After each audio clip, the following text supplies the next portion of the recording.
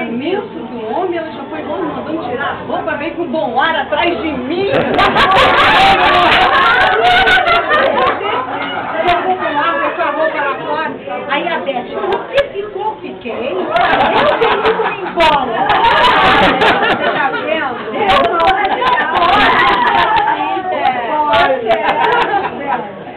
Então, Cláudia, fez muito bem ficar. Fez bem. Ela estava ali mesmo, não vou ver que investimento do caramba.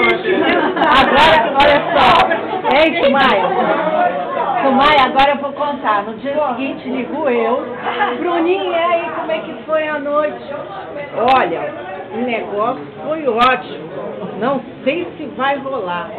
Aí eu falei, ela? Não, ela é pediatra. Agora eu não sei como é que vai rolar, mas eu sei que eu tô lá, marcando.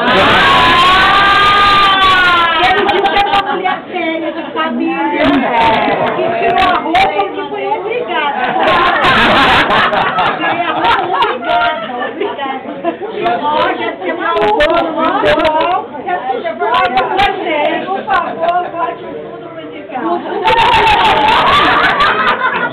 Não, já tinha tudo musical, intenso, uma música. Eu ia ficar com a roupa, o cheiro de charuto, eu ia me embora. Eu tava no Oeste, eu tava ruim aí, ó. Entendeu? Eu não sabia nada demais, eu tava lá sentada no Oeste.